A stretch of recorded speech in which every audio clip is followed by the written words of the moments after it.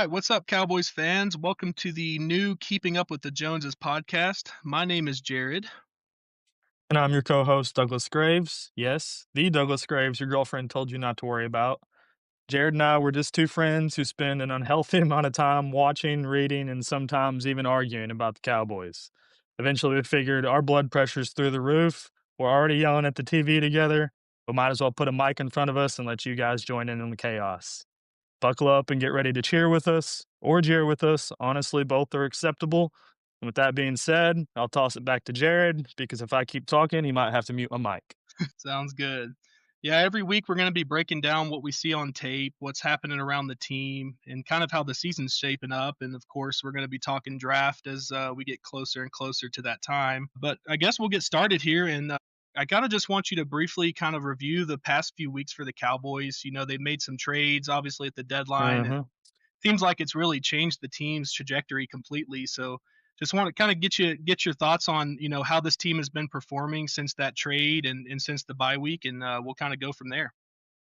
Well, I would say the jury's still out on changing trajectory completely. With that Raiders game, it started with that Raiders game, really. That's when we started to see the promise, I guess you would say. I know it's just the Raiders, but at the same time, we kind of seen everything that you would Right. want to see from this defense, especially the defense. The offense is going to do the things that they've been doing all season long. But in that Raiders game, we saw the defense come alive, Overshown's going side to side, making tackles. Of course, we come away with that win. Everybody's like, oh, it's the Raiders, it's just the Raiders. So next week, this is where it really kind of got, a little finicky. We go into this Eagles game, and if you're a Cowboys fan, I'm sure you remember how that game started. The promise we'd seen from our defense during that Raiders game was non-existent, to be honest, and the Eagles looked like they were gonna have me punching my pillow before halftime, so, Yeah. the Turpin fumble really kinda didn't help that either. That was probably the part that, really all season long has bothered me the most is just the kinda idiotic and, um, the just the dumb turnovers, the stuff that we can obviously avoid. Yeah, for sure. So by halftime, it's 21-0, and we're over here looking like it's Patriots Falcons. But we all obviously know how that turned around. And of course, in great fashion for us, being Cowboys fans, Dak and George Pickens come out doing George Pickens things in the second half. CeeDee Lamb, he does a little bit, not as much as you would really want from him, but I mean, when George Pickens is doing what he does, you really can't complain. Javonte Williams is doing what he does. Uh, Really, I mean, nobody expected us to hold them to 0 points in the second half. Nobody expected us to come back and Right. kinda dominate them, the way that we did. But, I mean, at the same time, I'm kind of not surprised because that Eagles offense is. They're pretty bad. Yeah, yeah, I mean, and they have been all season. They've got the drama with AJ Brown. They've got 2 great receivers, but when you've got one of them talking and on social media and the quarterback has made it clear that he doesn't like it, and it just puts the whole offensive, I guess, vibe in a bad place. So I'm really not surprised. More so with how the Eagles offense played. I'm more surprised with how our defense stepped up because in that second half, you started to see more of the defense from the Raiders game, overshown, side to side tackles. You start to see our defensive tackles that we spent some premium, capital on. They started making plays. You're not going to stop Quentin Williams for a full game. Right. If you do, then hats off to you. I haven't seen very many teams that could do it so far. Kenny Clark, he's contributing. Igizua, who is now somehow our number 3 defensive tackle, he's producing, and when you've got Sam Williams making a play here and there, you've got Easy making plays, which was a fantastic selection in my Excellent draft. opinion. Yes. Kudos to Jerry Jones and the boys for getting him. It really just that second half of the Eagles game really just showed that it wasn't just the Raiders, it was the Cowboys as a team, and the defense is different now. We've got not only did we have, the trades, obviously, that brought in some big names and decent role players like Wilson, but you've got Revel coming back from injury. You've got, uh, you Overshown and yeah, yeah, you got Overshown coming back from injury. You've got all these other guys that are key yeah, players, and that are Xavier Clowney started to actually come into form again too around that same time as well. exactly. And then you add in the fact that you're getting guys like Stewart, these young guys, reps that are promising. And this is a whole new Cowboys offense or Cowboys defense. Right. They look 360 completely different from the beginning of the season. So everybody remembers how that game ended. We held them to 0 points after the first half. The Cowboys come back and win in great fashion, 24-21, I believe was the final score. That sets us up for all the momentum going into this Chiefs game. I was extremely excited for that game. I know it's Patrick Mahomes, but at the same time, we got Dak Prescott, and as much as people wanna give him all the business and all the crap that they do, he's a top 5 quarterback in this league. Yes, he is. He's arguably in the top 5 in MVP voting or MVP consideration, and if he's not, he definitely should be. Yeah, I think he's 4th right now. Yeah, exactly. So, I mean, the guy is not just an average quarterback, and I think it's kinda time that people start acknowledging that. For sure. But anyways, we get into that Chiefs game. After I give Dak, all his flowers just then, that first drive was awful. That was the play of the game, uh, right? He threw that yeah, yeah, he throws a horrible interception, which, I mean, he was getting almost hit when he threw went the ball. The in, ball looked awful coming out of his hand. right, Um, so, and Patrick Mahomes, he does what Patrick Mahomes does, and he capitalizes on that. And all of a sudden, we're looking at 7-0 Chiefs.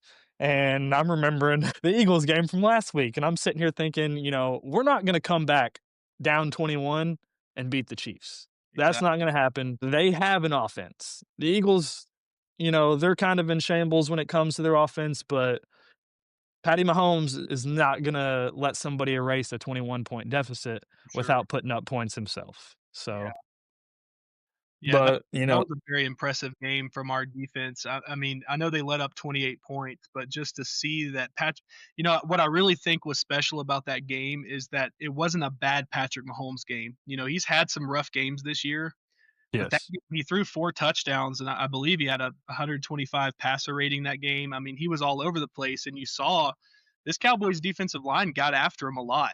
I mean, they were on him almost every play he dropped back. But you're just dealing with a different level of player with Patrick Mahomes, and so for them to find a way to keep him off the field, I think for me the biggest takeaway of that Chiefs game was number 1, Brian Schottenheimer having the gonads to actually push the ball down the field on that final drive. They got the ball back, I think, with just over 3 minutes left. And, you would have seen Mike McCarthy and Jason Garrett probably run the ball 3 times in a row and punt the ball right back to the Chiefs. And I Right, think and we all hope that our know how defense it's does gonna it. end. Right. And we all know how the game's going to end if Patrick Mahomes gets the ball back down 3 points, with 3 minutes left. It's just not going to end well for you. He's too good. So if there's anything I can say about what I've seen these last few weeks of the Cowboys, number one, Brian Schottenheimer has absolutely earned my respect. Mhm. Not that he has to earn my respect, I'm nobody to him, but just the fact that he was willing to basically say, we're not going to give the greatest quarterback that we've seen since Tom Brady another chance to win this game. And a lot of coaches would have gotten conservative in a moment like that, but that's not the time. You have 2 elite pass catchers on the outside, and you would see the first down run, it would get 1 yard, and it's 2nd and 9, and then in my mind, just almost PTSD from previous Cowboys coordinators and coaches. Well, here comes a 2nd and long run, and then we're going to be at 3rd and 7, and now we've only made them burn 2 timeouts, and they're going to try to pass the ball on 3rd and long, and then here we go. It's Chiefs ball down, 3 points with 3 minutes left. It's just not going to end well for you. Nope. So if anything I can say, I mean, I'm very impressed with Brian Schottenheimer's willingness to throw the ball early in the downs, not get yourself behind the chains. And then of course you saw George Pickens basically just take over the end of that game, which and there's another thing I'll say here. we're not Jerry Jones fans, so let's get that out of the way. I know the podcast is named Keeping Up with the Joneses. We are absolutely not Jerry Jones fans. However, I think you got to give the guy his roses for how he built this team. He put this team together mid-season, and it was really impressive. And for them to basically trust in the weapons they have at the end of that game, I mean, you got to give the guy credit. And I think Jerry Jones has got to be in the conversation for executive of the year for the moves he made. And but we don't want Yeah, to get too much into assuming that, it goes how we want it to go for the rest of the season, right. Yeah, yes. yeah, for sure. And I don't even know if I would say the Cowboys have to make the playoffs for him to be the executive of the year because and of course I'm a homer, I'm a Cowboys fan, so I'm going to be biased, but at the end of the day, you can't look at the moves Jerry Jones made and not be excited about the future of this team. You Right, have your stud player on defense for another 4 or 5 years at least. You got right, Quentin Williams, he's not going anywhere. And then if you build around him, now you look like you got a really solid defensive end and easy. And you go add some more talent in this upcoming draft. You got a lot to be excited about. But I'm very happy with how the team stuck together after the Marshawn Nealon tragedy. yeah, They came together and they didn't give up. And whenever it looked really bad, down 21-0 to the defending champs, I mean, to just come out there and basically hang it all on the line and say, hey, we're gonna fight to win. We're not giving up. Very impressed. right. Oh, and I just wanna go ahead and add something too, especially with that Chiefs game. Thank you, Brian Schottenheimer, for just kicking the damn field goals. Thank you for not going for it on 4th downs when you're well within Brandon Aubrey's field goal range Right, and not getting any points out of drives. We right. saw There's that time we and a saw place. that before, and it just that irks me, so kudos to him for figuring out that was not the way to go about it. I love analytics. I like being aggressive, but I think there's definitely a balance to be had. And I think the biggest thing is you really have to look at the flow of the game. If you're down 2 touchdowns, and we're in the third quarter and time's running out, hey, it's time to go for some fourth downs. We got to get moving. But when you're in a tight game against a really good opponent, points matter, and you Yes. you don't take those 3 points off the board just because you feel very good about your offense. And we've seen the extreme that fails you, and of course I don't want to talk too much about the Lions and give them, which they don't care about me, but you know Dan Campbell's very aggressive. He's the kind of guy that'll go for it on 4th and 8 from the 40-yard line, and it's kind of one of those things where it's like, I love being aggressive, and you live by the sword and you die by the sword, but you also have to be smart about when you do it. You don't go for every fourth down. It's almost like Madden, these days with some of these coaches where they just feel very confident they can run that little glitchy out route and get a first down no matter what. Well, that's just not real life. NFL teams are really smart and they know your tendencies and they'll figure you out. So, there's a time and a place for fourth downs and going for it. And I love being aggressive. And I definitely have to question some of the decisions Schottenheimer's made. I'm not going to get into specifics, but a lot of times I was like, man, I just don't think you go for it here. And it didn't work out. But there's a time and a place for it, and I think he's done a pretty good job overall. I think he could do a lot better, but you could say that about 25 other head coaches in the NFL Right. Yeah, of course. for sure. Well, let's jump into some injuries and updates on injuries for this next game. We got the Lions coming, or actually, we're going into the Lions stadium this tomorrow, and looks like they're going to be without a couple players. Maybe going to be without Amon Ra, but we'll see how things go. So just kind of tell me what you're thinking about those injuries. Well, they may be without Amon Ra. It's looking almost certain, but Dan Campbell said if he can play, he will play. Amon Ra alluded to the fact that he is in pain, but same thing. If he can play, he will. Me and you were kind of talking at some point, and you kind of mentioned if he does play, it'll probably be as more of a decoy, and I agree with that. But as for the guys that are definitely not playing, you got Khalif Raymond, the three starting or the number 1, 2, and 3 tight ends, and Sam Laporta, Brock Wright, and Shane Zilstra. That's And then crazy. you got yeah, yeah, exactly. Their tight end room right now is gotta be bare. I couldn't as a matter of fact, I could not tell you who their starting tight end would be. I'm not even sure who their number 4. They probably had to get somebody off of free agency or practice squad. Um, Also, I think the biggest one, is assuming that Amon-Ra, um, does play, would be safety Kirby Joseph. You know, he's a premier safety in this league, and it's really gonna be a good thing for the Cowboys that, he's not gonna be playing, you know? Right. I don't wanna say that, "Oh, this guy wasn't playing, so that's the reason the Cowboys won." That's not the case. If they're gonna win, they're gonna win, but a safety like that not playing definitely helps your chances. Right. I just put some context out there. You were talking about who they're going to be starting at tight end. It looks like it's going to be a guy named Ross Dwelly. And Ross just to give you Dwelly. a little bit of context on his season so far, he has 1 catch for 3 yards against the Packers. That's his entire stats for this entire year. Really? Yeah, he was with the 49ers for a few years, and his best year, it was in 2020. He had 19 catches for 245 yards and 1 touchdown. So I would pretty much say tight end is not going to be a point of focus for the Lions offense. And, normally that would bode really well for the Cowboys. But I don't think it matters anymore because you really, with some of the personnel they have back there now, I think you can kind of put, Siobhan Ravel on any of the tight ends and you're going to have a solid player. I don't Yeah, think you're going to have to do that this week because you don't really have any big threat there. But normally, I think you'd look at Siobhan Revel for your tight end stopper. But yeah, it looks like they're gonna be they're gonna be relying on a guy who's had 1 catch for 3 yards this year, that's great. That bodes well for us. for So sure. I'll get into who the Cowboys have out. Obviously, Trevon Diggs, he's still out. I believe it was a concussion that he was dealing with, or something of that sort. Yeah, he had Was had it a in? concussion, and then he was gonna miss a game or 2 for that, and then they decided Right, that they wanted to put him on IR for his knee, and, right. Okay. interesting that he's not playing because he's had a limited practice all week, so I think everybody's kinda surprised he's not gonna be playing.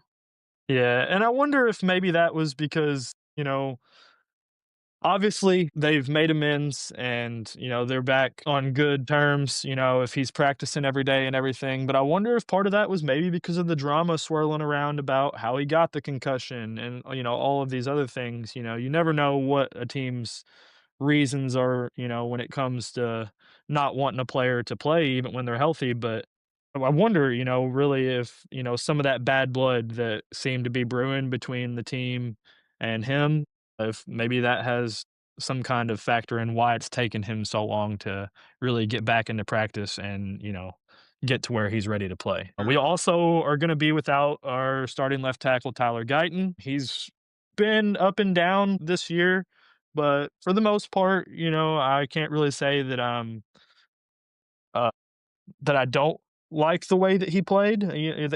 He's like I said, he's been up and down, but for the most part, I mean, the guy's young.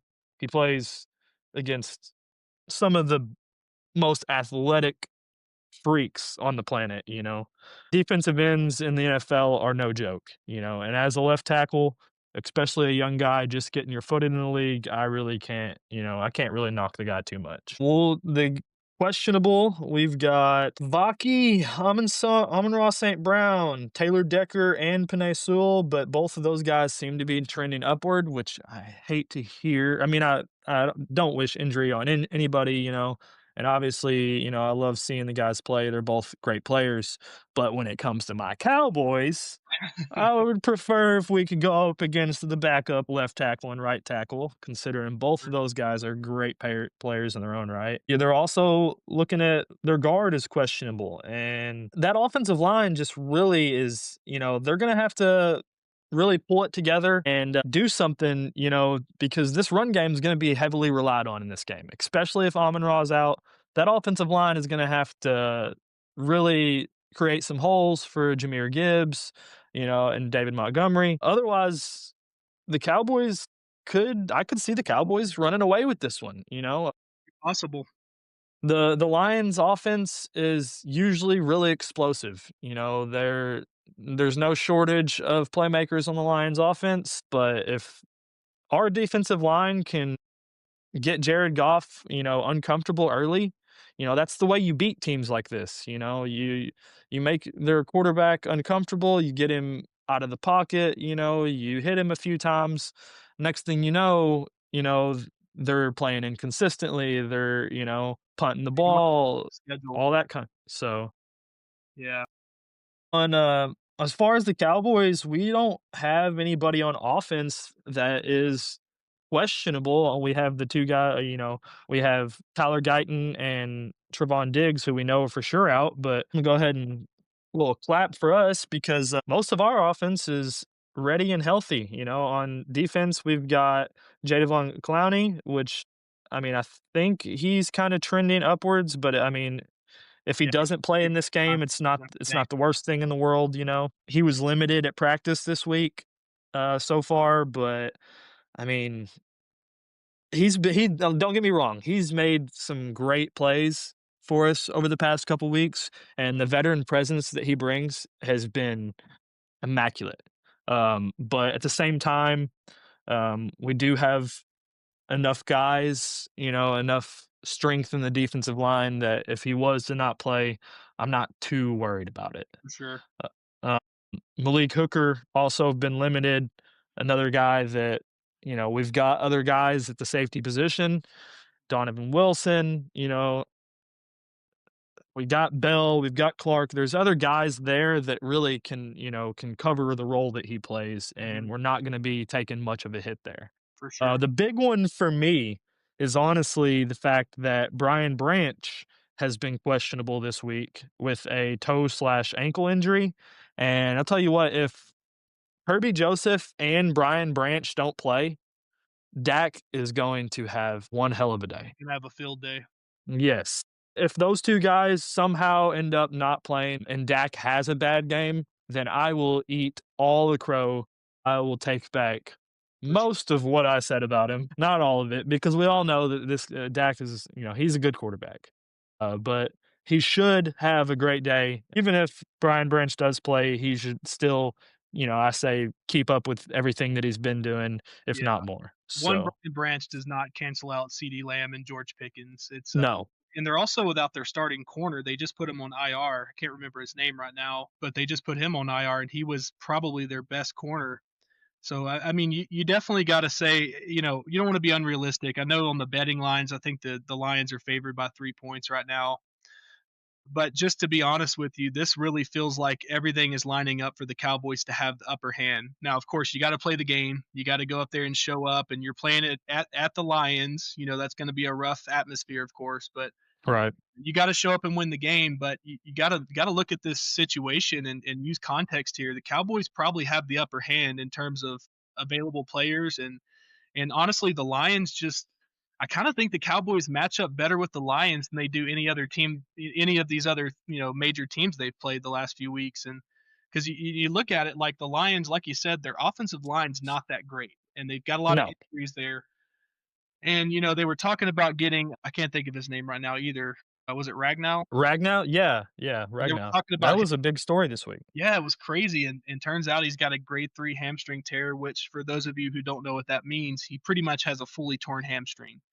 So How that man was walking, I have no idea, but I don't know if he was just kinda chalking it up to older age, he hasn't played football in a few months, so maybe he's just kinda stiff and thought it would work out, but he showed up to the facility and they did the physical and found that he's got a pretty much a fully torn hamstring, and so, you know, Frank Ragnow's a great player in his prime and everything, but I don't think it matters even if he was fully healthy. I don't think he's going to neutralize Quentin Williams, and I definitely don't think he was going to help a whole lot with a torn hamstring. So the no. Lions don't have any help coming. Is kind of the point I'm making here. And so you look at this team, but I kind of want to get into the Lions specifically and kind of how they want to attack you, and it's definitely different without Ben Johnson around. You can see the differences in how they attack people, and it's just a little bit more inconsistent. They have a lot of big plays and then a lot of stalled drives. Mhm. They're very explosive, even without Amon-Ra St. Brown. You got Jahmyr Gibbs back there. You're going to be explosive. What I worry about the most in this game is really David Montgomery getting through on the edges, and then I worry a little bit about Jahmyr Gibbs getting open in the flats. Those are my two big Right. worries. If Jahmyr Gibbs starts catching a few screens, you could see him. The Cowboys could be playing great defense all game, and then they do one screen, and next thing you know, Jahmyr Gibbs is taking it to the house for 90 yards. He's just that Yeah. fast. He's explosive. So you need your linebackers to really be on their A game this week. And I'd love to see Logan Wilson take all of Kenneth Murray's snaps, to be honest with you. Yes, I agree. I'm not trying to be ugly to him. He's a professional athlete. The guy is talented more than I'll ever be, but we also have to be real with ourselves here. Kenneth Murray has never been a good linebacker in the NFL. Since he joined the league with the Chargers, the whole time he's been in the NFL, he's never been anything but below average, in my opinion. He's a very athletic guy. He actually, if you look at his numbers from his combine, he's very comparable to DeMarvion Overshone. He's athletic, but he doesn't have a processor like DeMarvion Overshone. You'll see a lot of the plays that, we'll break down some film in the future as we get into this podcast, but if you kind of watch, Kenneth Murray and DeMarvion Overshone together side by side, DeMarvion Overshone is diagnosed to play as soon as it started. The guy's making his move to the ball almost as soon as the snap happens. But then Yes. you see Kenneth Murray, seems like he doesn't have whatever it takes at linebacker. He doesn't have the knack for the ball. And he'll get caught up behind blockers. He's terrible at breaking off blocks. He gets locked up as soon as he gets touched by an offensive lineman. And Logan Wilson's not as athletic as he used to be. You can definitely tell he's lost a step, but he's in the right place. And that's the biggest thing. You don't necessarily have to be a Patrick Willis, Fred Warner athlete. You just need to be in the right place. If you fill your gaps and you're disciplined, you're going to save a lot of plays just by being in the right place. And Yeah, those 10-yard runs turn yeah, into 3 or 4, you and know? you're seeing Kenneth Murray get pushed off the line of scrimmage. You're seeing him not real off the line of scrimmage, but he's getting pushed back, 10 yards into the backfield. By the time DeMarvion Overshone is already halfway to the play, Kenneth Murray's just getting started heading that direction. And So I'm gonna go ahead and mark Kenneth Murray off as possible guests in the future. I don't think if he ever hears this, he'll well, nothing but respect to him. I mean, obviously, like I said, he's a phenomenal athlete, but I think the Cowboys made a bad trade there. I think they traded him, and he has got like a 2-year deal worth a lot of money. So I think they're probably playing him out of they paid him a good bit of money, so they want him to play. But also, I Mhm. think he's very familiar with Matt Eberflus, and I think that he's comfortable with him at linebacker. But he's just bad, and I think we I got to would get dealt at some point. I wouldn't be surprised if over these next few weeks, maybe even starting a lot in this game, if we see a little bit less of Kenneth Murray and a little bit more of Logan Wilson, which is what we all expected, to be honest, you know. I mean, why are they going to go trade for Wilson when they've got Overshown coming back if they're still going to start Kenneth Murray, Right, for sure. So, I mean, you called it, I think it was last week or the week before, whenever I was already calling for Logan Wilson, and you were like, to be honest, man, I think they're probably going to still have Kenneth Murray out there starting. And then the game comes on and we're watching it. And sure enough, first drive, there's Kenneth Murray, you know. And it seems like as games go on, they kind of play him a little bit less, and Logan Wilson a little bit more. Well, I'm fine with the back and forth, keeping guys fresh, but, on those critical. he loves to rotate. He won't put anybody out there for 60 or Right, 70 snaps. He's going to split it a lot. And right. no, I'm okay with keeping Logan Wilson and Overshown fresh, but when you start getting in, I mean, it's worked out for them. I'm not criticizing how the results have turned out, but these last few weeks, I mean, the game's on the line. I don't want to see Kenneth Murray out there. Like I No, understand if you want to give Overshown a break in the second quarter, maybe the beginning of the third, but when you get in the fourth quarter, it needs to be Overshown and Wilson out there for all the major snaps. right. You can't afford to lose this Lions game, and that's kind of No, what we're going to get into here in a minute. But they need to win this game. Of course, every game is a must win. When you're 3-5, going forward. but Yeah, at the same time, this is a game that they should win, in my opinion. Just looking at the players available and the matchups here, the Cowboys should win this game. And if they really want people to buy into what they're trying to do here, they need to go win this game. So if it were me, if Overshown's knee is not falling apart, he needs to be out on the field pretty much the whole game. 100%.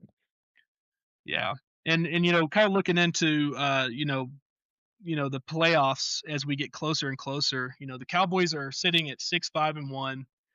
And we were kind of talking about this before, but we're looking at a team that has really two options to get in the playoffs, which is every team, of course. You either win the division or you have a good enough record that you get a wild card spot.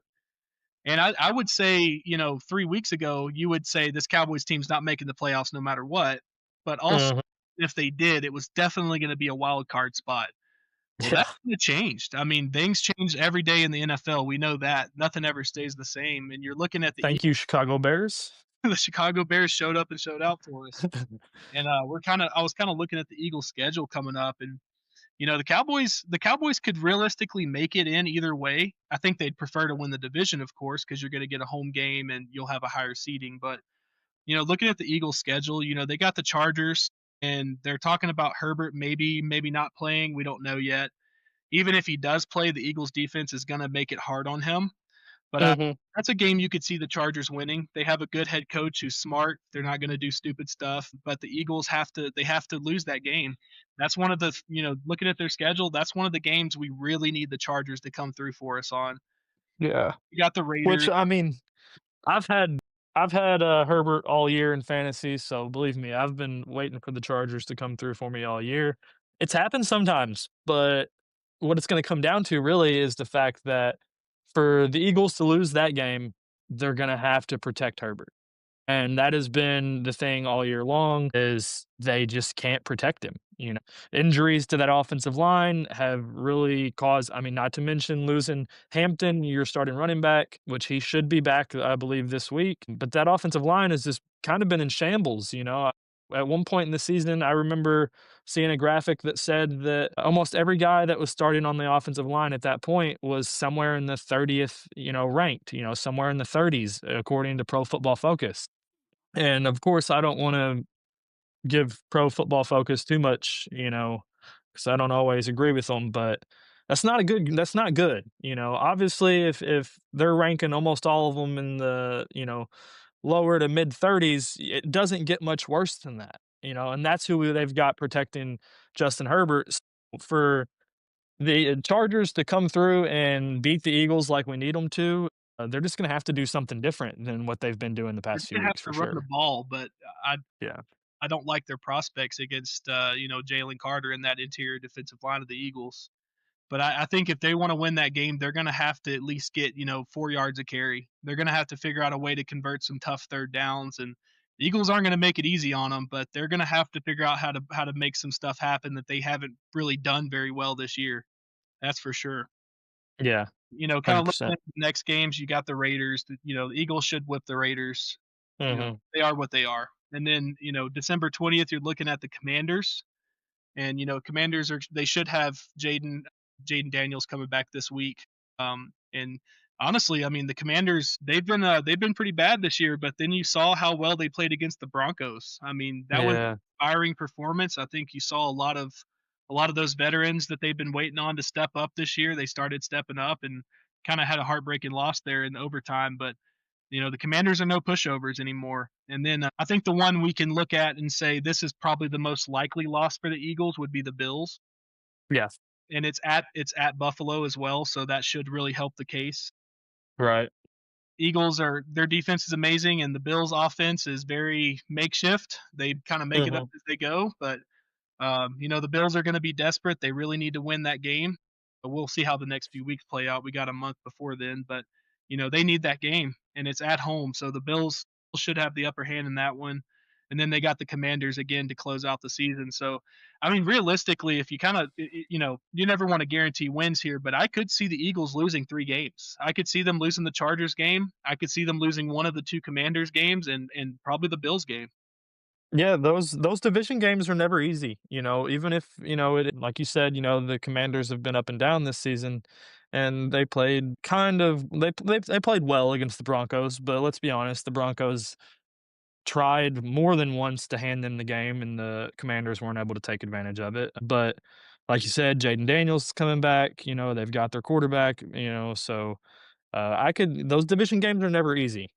We've also got 2 division games, so I could say the same thing about the Cowboys, but I agree, I 100% agree. Um, I think their actually most likely loss is to, either the Bills or one of those Commanders game. I could see them beating the Chargers, but it's also a possibility, the Chargers are no slouch if they can just, like I Right. said, protect Justin Herbert, you know? Right. And, the Cowboys got to handle their own business. This is not an Eagles podcast. We don't care about the Eagles other than we need them to help us a little bit here. But You know, Right. the Cowboys got to take care of their own business. They got some tough games on their schedule too, and the Vikings are not going to be a pushover. Their offense, but their defense is good, and they have one of the best defensive coordinators in the league. Running the show over there. So you're not. I don't think you're looking at a blowout there either. So, and then of course we got to play the Chargers as well, which we're at home on that game as well. So I kind of feel good about that. Minnesota's also at Dallas, so that's another good one. And then we got the Commanders in Washington on Thursday, the December 25th. So they got to show up. They got to handle their own business. We're not worried about the Eagles as much as we're worried about the Cowboys here, but just looking at prospects and kind of seeing how the season's going to shake out, I was kind of also mentioning, a lot of the teams, the Cowboys' easiest path is probably the division, but at the Yeah. same time, there's a lot of the teams that are ahead of the Cowboys in the wild card rankings right now that are going to be playing each other. So Right. somebody's got to lose, right? So if a couple of those games go the right way for us, even if we don't win the division, I think we have a good chance of getting in the playoffs if we can finish at worst 10-6-1. I think gets you a shot at the playoffs. 11-5-1 is a playoff team. I don't think you're going to miss Right. the playoffs at 11-5-1. So the Cowboys, they got to handle their business, but looking at their schedule, I think I'd say the Cowboys probably have an easier finishing schedule than the Eagles do, and the Cowboys Mhm. are getting hot at the right time, and the Eagles are falling apart at the right time for us. So I feel pretty good about where the Cowboys are going over these next few weeks for sure. Yeah, I 100% agree with that. But let's not we forget to mention, we talked about every team that we face except for the Giants. I know they're like a two-win team at this point, but again, it's Prescott a pretty much division. the Giants in his career, but Yes, it's a division game though, and we know how those NFC East division games go.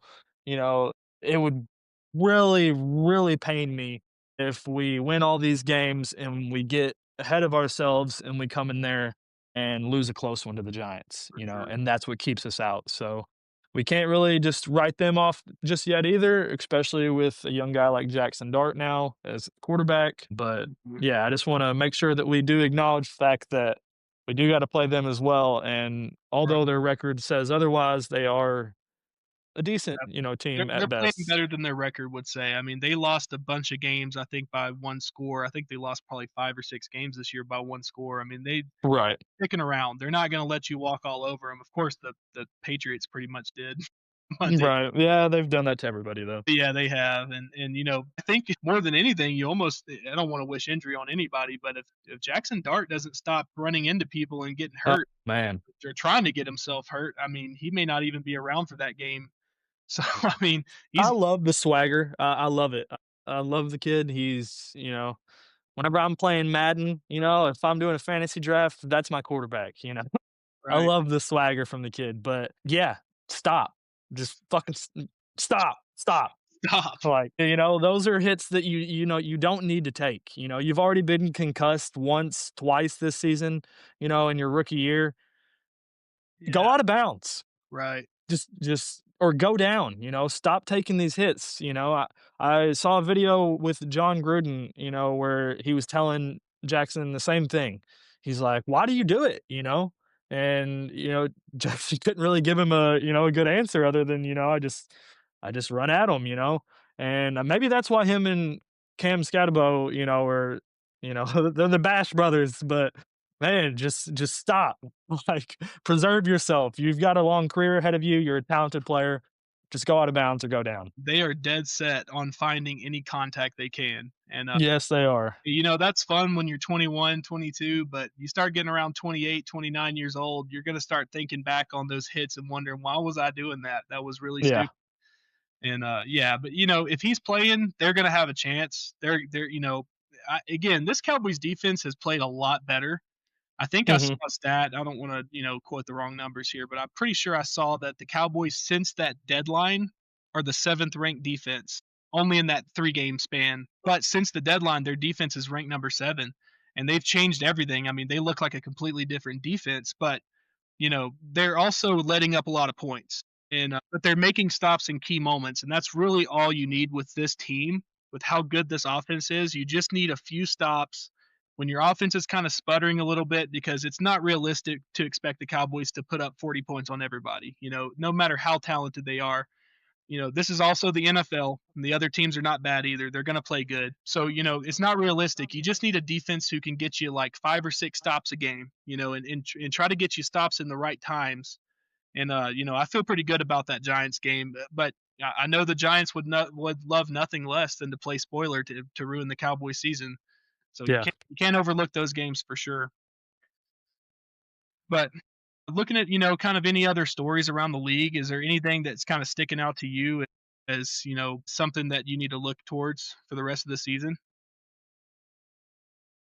Taking a look at the AFC picture, we've mostly been covering, the NFC. We talked a little bit about the Bills and the Patriots, but say we do, we make it into the playoffs and we make it all the way. I ain't gonna say this is our year or anything, but I mean, hypothetically, these AFC teams are no slouches either. The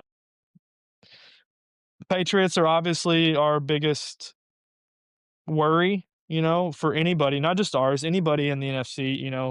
You don't want to have to face the Patriots. I know everybody going into the playoffs this year is going to be hoping that they get bounced out before they have to play 'em. Hmm.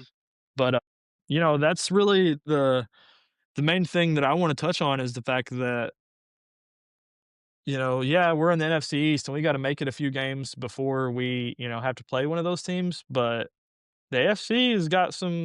We played the Broncos earlier in the season. We've seen how that went. They've got one heck of a defense. The Patriots, they're the Patriots this year. It's almost not even fair that they're already as good as they are after Tom Brady.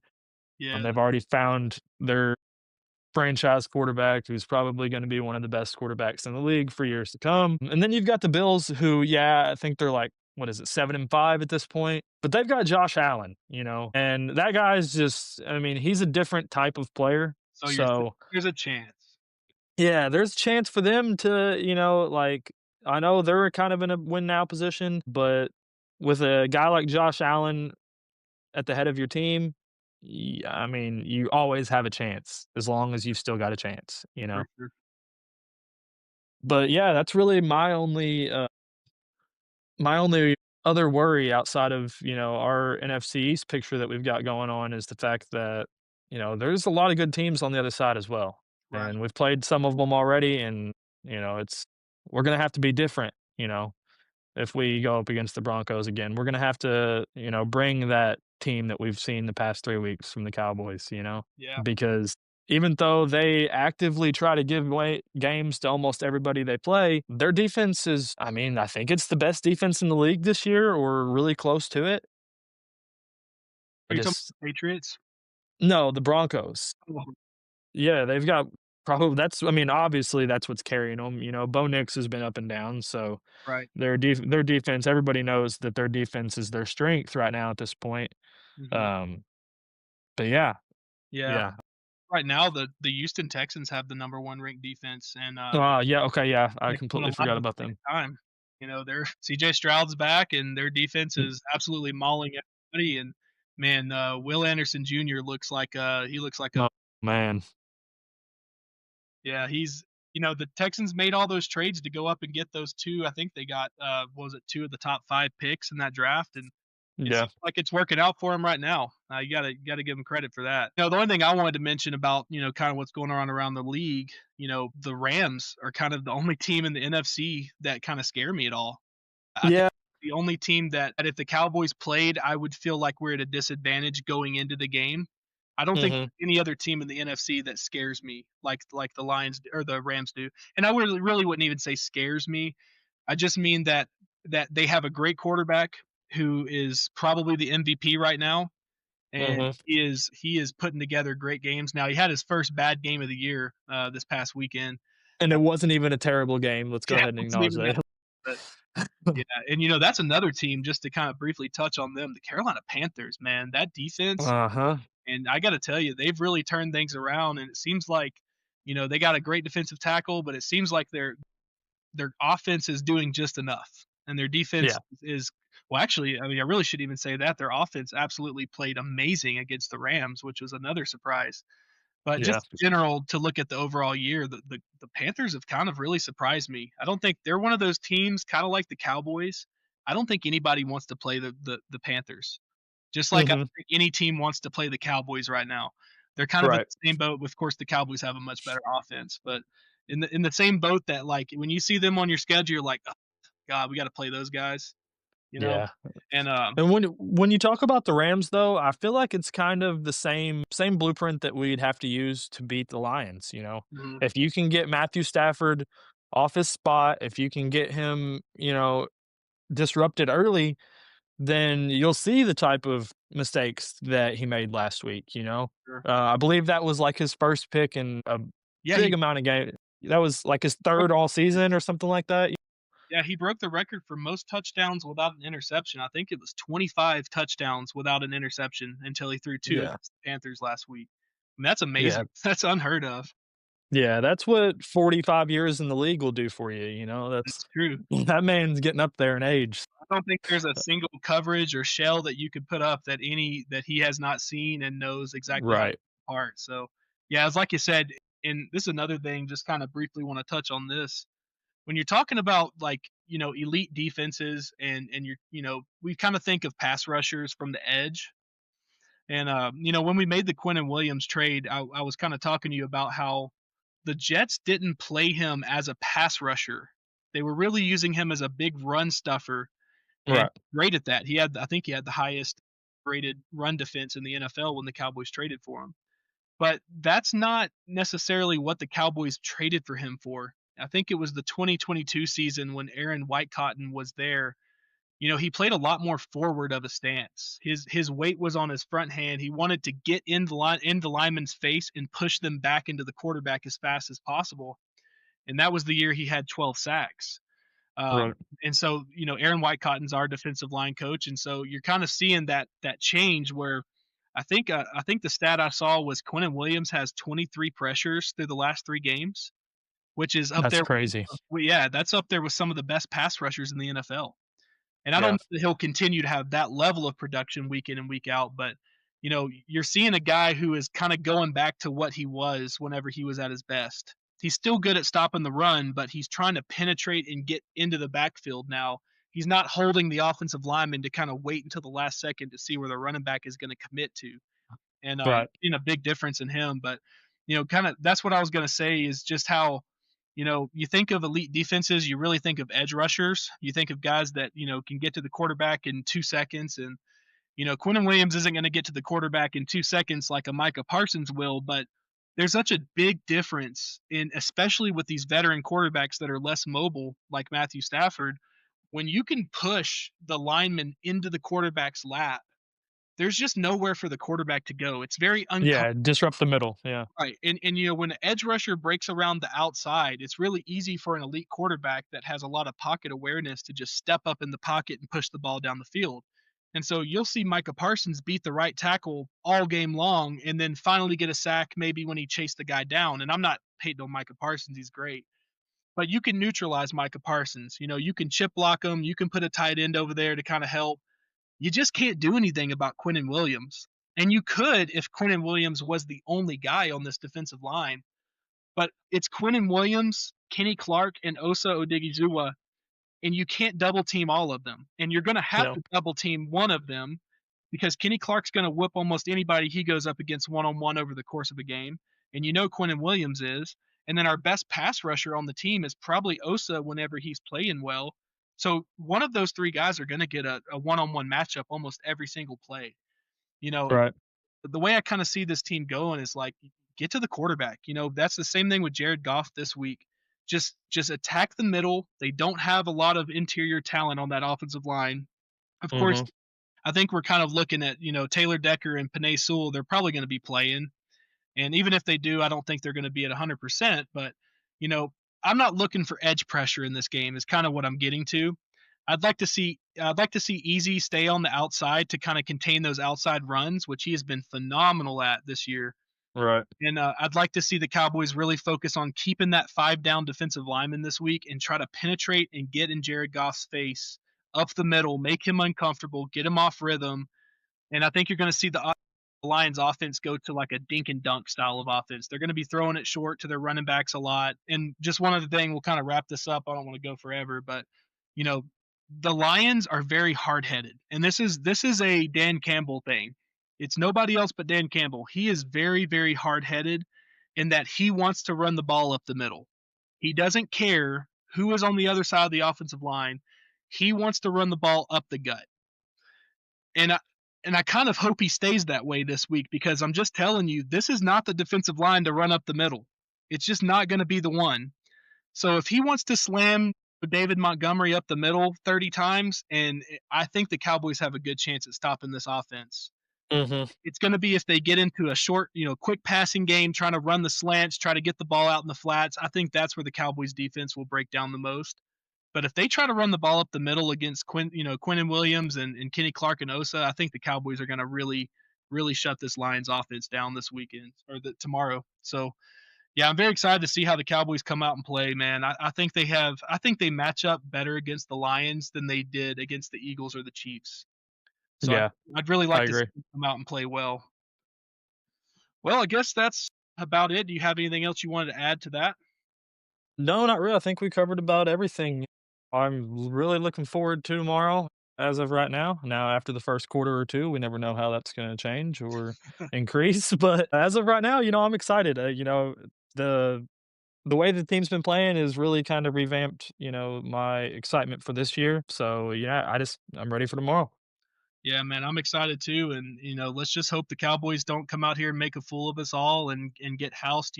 One other thing to kind of throw out there is, I think the Cowboys have a little bit of a chip on their shoulder over how the last game went against the Lions. Mhm. They tried to run the score up on us; it was pretty obvious. And Mhm. I think you're going to see Brian Schottenheimer try to push the pace a little bit. I think he wants to house the Lions in their own stadium. So Right. we'll see. They're not going to be a pushover, obviously, but I think the Cowboys' offense is going to be aggressive early. I think they're going to try to get a lead and just sit on the pass and just not let you run the ball. And if they do that, I think they have a great chance at winning. So, yeah, very excited about it. And I think this first episode went really well. I'm excited about the future of this podcast. So for right now, it looks like we're going to be posting on Thursdays. We'll try to post sometime Thursday midday. So if any of you guys have kind of followed along with us, hopefully you enjoyed this podcast and kind of check back in with us. We'll review this Lions game next week. Of course, the Cowboys are going to have their little kind of mini bye 10-day break before their next game, but which of course they really need. So hopefully we'll come back next Thursday and kind of talk about the Lions game, maybe break down a little bit of film if we get a chance to, and we'll kind of see how this Cowboys team plays. So thank you guys for joining us, and we'll see you next week. Yeah. Thanks, guys.